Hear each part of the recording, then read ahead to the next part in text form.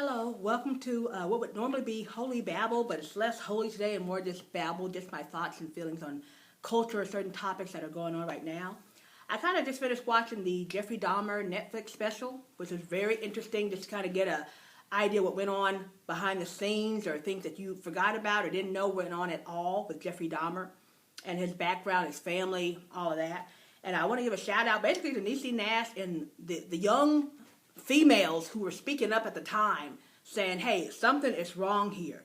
But Niecy Nash did a great job. We mainly know Niecy from doing comedy things, but this time she played a serious part. She did a great job with it. She was very believable.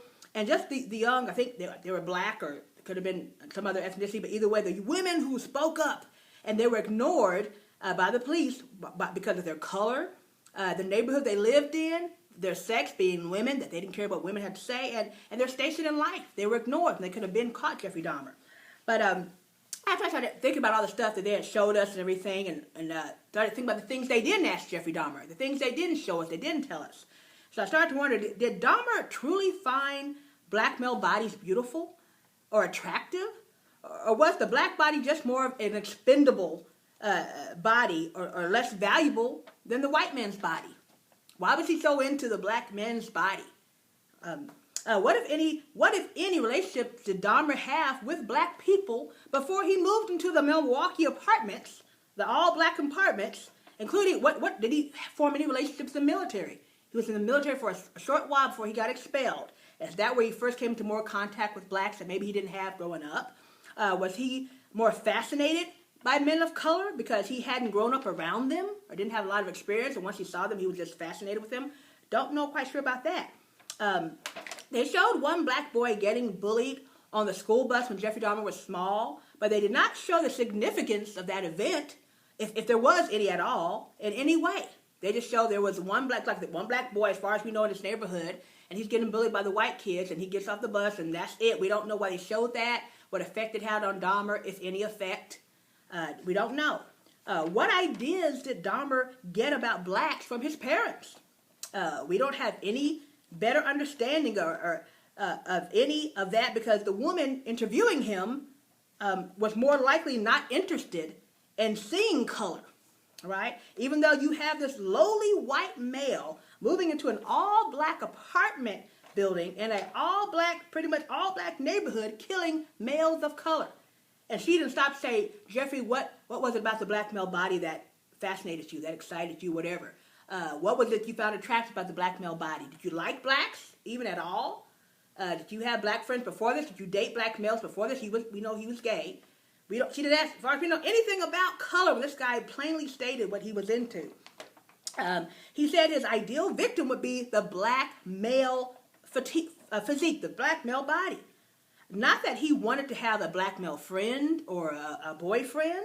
If you appreciate a well-built body, does it really matter what ethnicity it is? If you look good, you look good, right? Shouldn't matter if you're white, black, Hispanic, Oriental. If you look good, you got a nice body, you should have a nice body. Not only the black male body. But, I'm not saying you can't be attracted to only black people or only white people or not.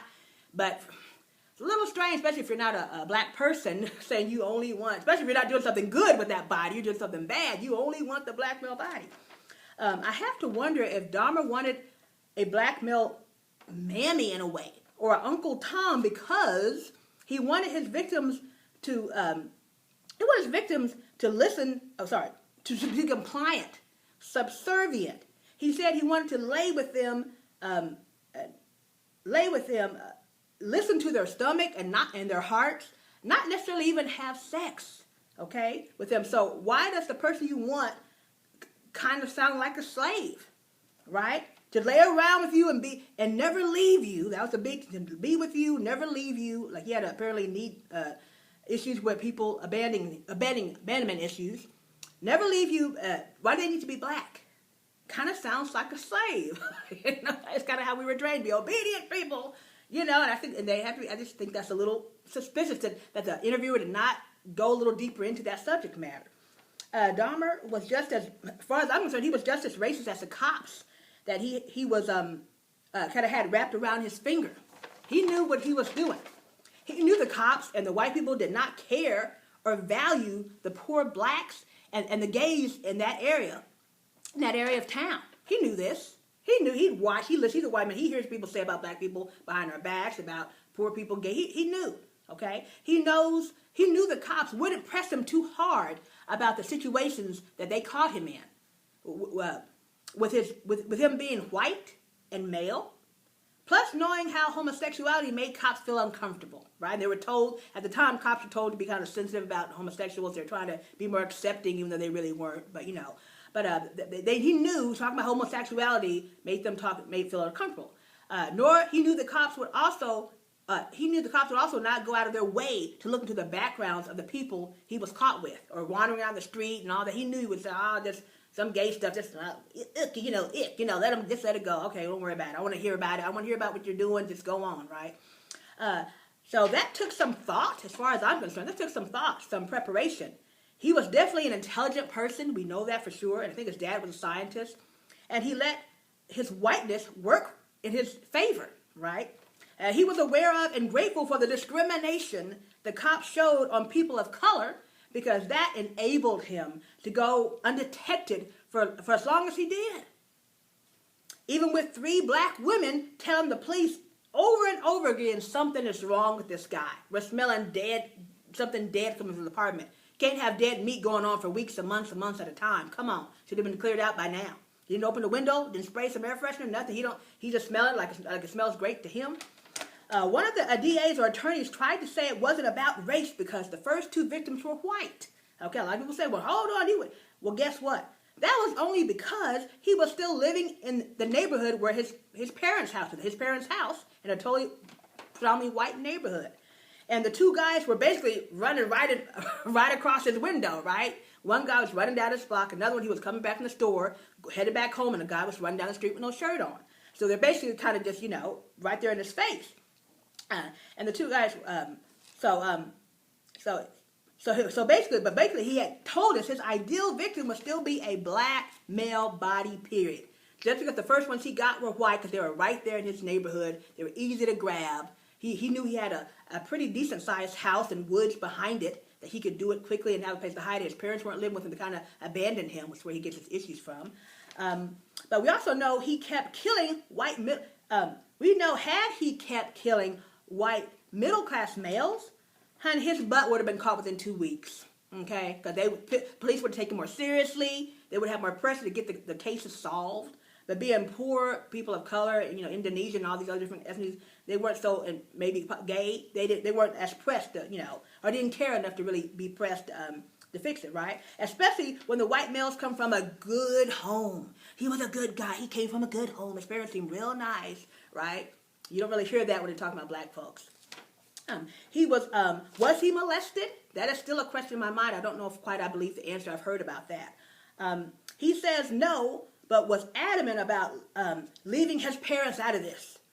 Sometimes people who have been molested protect their molester, especially when the molester is telling you, I love you, you're special, I really care about you, and it's kind of a mind game they play with you, and so you think like maybe it's not even molestation or whatever, it's really love, right? So I thought that was strange because especially it's kind of a mind game, but he's not supposed to have emotions. Supposedly he can just kill these folks, he don't feel nothing, whatever. He's kind of like a robot.